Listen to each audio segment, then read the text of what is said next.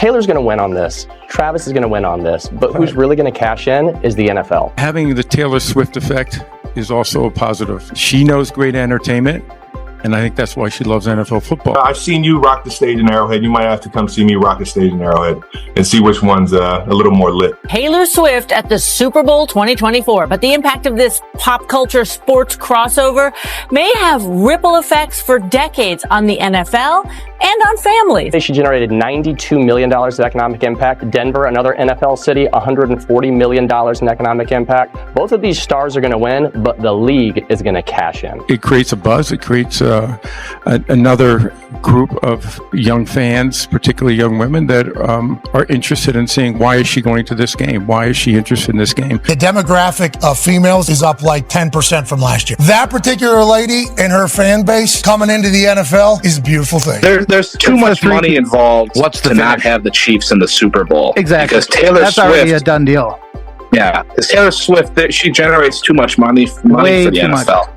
Okay, don't shoot the messenger, but I've been sitting on this for months and I can't stay quiet anymore. Remember when the entire planet collectively lost its mind over Taylor Swift's sudden football obsession last year? Like one day she's on stage sobbing through All Too Well, and the next she's in a Kansas City skybox, screaming "Let's effing go!"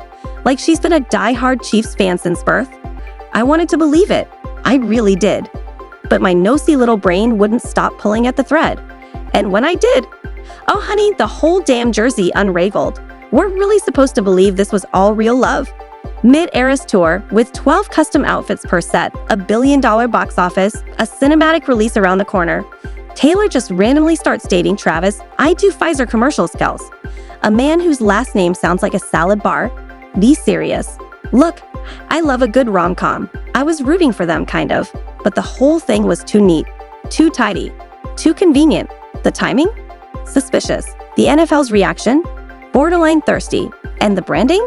So tight, it gave me a migraine. Let's rewind. No, not to the part where Travis allegedly tried to give her a friendship bracelet. Yes, that was cute. Very third-grade Valentine's Day party energy. But also, suspiciously perfect PR. He tells the story on his podcast like he's just some aw shucks guy who got ghosted by America's sweetheart. Cue sympathy points. Then, bam, Taylor shows up, just like that. She's in the box with Mama Kelce, eating chicken nuggets and looking like a Pinterest board come to life. We all fell for it, me included. But now I can't unsee it, because the minute Taylor entered that stadium, Travis Kelce's jersey sales spiked 400%. Not a made-up number, that's from actual sports merch reports. Suddenly, he's the most Googled NFL player, not for football, but for vibes. And then the NFL changed its official TikTok bio to Taylor was here. I repeat, the most testosterone-drenched league in America turned its social media into a fangirl shrine. And we're supposed to think that happened organically? Please. They got billion-dollar ad agencies behind every emoji they tweet. I would have kept my mouth shut if it ended as a cute fling. But then came the SNL appearance. Remember that awkward little cameo? Travis and Taylor pop up at the same exact time. Surprise! But not really. It had the same energy as Coke and McDonald's dropping matching Christmas ads. It wasn't giving spontaneity, it was giving contractual obligation. Now here's where it gets dark. Because yes, we're going there. A source, let's just say a very messy source in marketing, told me that Swift's team approached the NFL months before she ever stepped foot in that suite with Travis. Allegedly.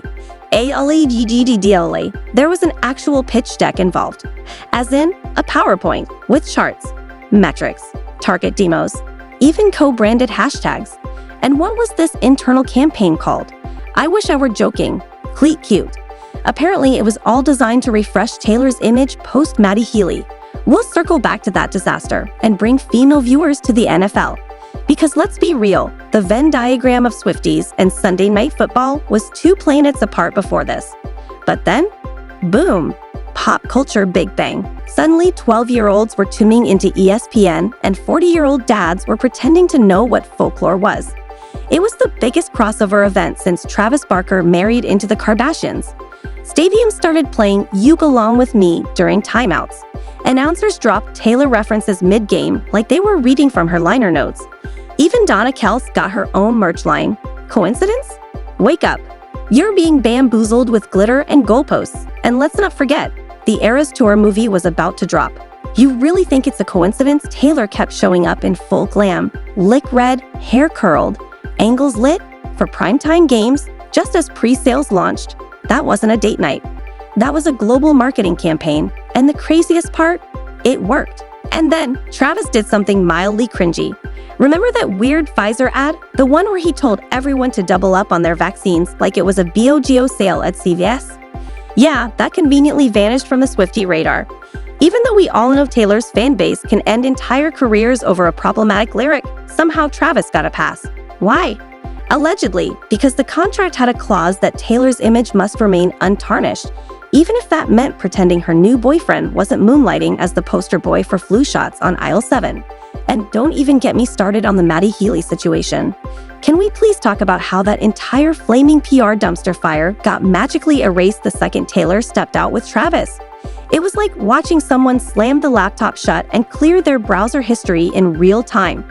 1 minute, we're all collectively side-eyeing Maddie's racist jokes, misogynistic podcast clips, and general walking red flag energy, and the next, boom, we're talking about touchdown stats and Kelce's mustache like that was the headline all along.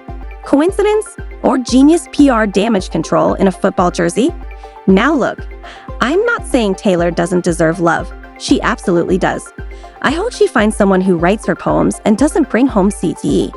But this NFL fairy tale felt scripted, like storyboarded, scheduled, and synergized within an inch of its life. And when the inevitable breakup comes, because you know it's coming, I wouldn't be shocked if that too has a rollout plan. Something like, Taylor breaks up with Travis to focus on music, mutual respect, no hard feelings. Boom. Clean, minimal drama, no more tight-end double entendres in late-night monologues, just two professionals parting ways. Thanks for playing. And speaking of tight ends, can someone please explain why Travis suddenly became the hot one? Don't get me wrong, he's cute. In that, I got kicked out of 3 frat houses, but still show up to alumni events kind of way. But people were acting like he was carved out of marble when just 6 months earlier, he was best known for saying stuff like, I love ketchup on mac and cheese with a straight face. That's not sexy. That's a culinary war crime. But once Taylor showed up on his arm, suddenly he's GQ's next cover boy. It was giving makeover montage. It was giving NFL Cinderella. It was giving brand synergy with abs. Oh, and how can I forget Super Bowl Sunday, the climax of this whole glitter-drenched marketing fever dream. Miss Swift jetting in from Tokyo like Carmen Sandiego, her private plane tracked by a swarm of internet sleuths with Excel spreadsheets and trauma. CNN literally gave it live coverage like it was D-Day, and the NFL, they leaned all the way in. Camera cuts to Taylor in the box every 5 seconds. Commentary about her like she was the quarterback. They even pre-installed a camera rig in the Kelce family suite. Let me tell you something, I've worked in production. That does not happen by accident. You don't just magically get premium camera placement at the most watched event on TV. That's not spontaneity, that's logistics. Then, after the confetti, after the win, Travis screams, you gotta fight for your right to party. And like a glitch in the Matrix, Taylor appears. Lips red, dress coordinated, walking onto that field like she just stepped off a Victoria's Secret runway and landed in a Coors Light commercial. And then, the kiss. Oh, the kiss. Not just any kiss, a full-blown, camera-centered, perfectly lit, slow-mo viral GIF moment. I could hear Kris Jenner whispering, you're doing amazing, sweetie, through the screen. And the final kicker, pun fully intended, Taylor flies straight back out. Back on tour. Like poof, she's in Argentina. And who follows her? Travis. For what? 2 shows and a headline? You mean to tell me this man, who regularly gets tackled by refrigerator-sized humans, flew halfway across the world for a 48-hour cuddle session? Or was it because NFL viewership hit record highs every time she appeared on screen? Be serious. It felt less like a love story and more like a deleted scene from The Truman Show. And if you're still not convinced, ask yourself this. Why hasn't either of them done a real, unedited sit-down interview about their relationship? Not a red carpet quip, not a podcast teaser. I mean a full-on, raw, Barbara Walters-style tell-all. You know why.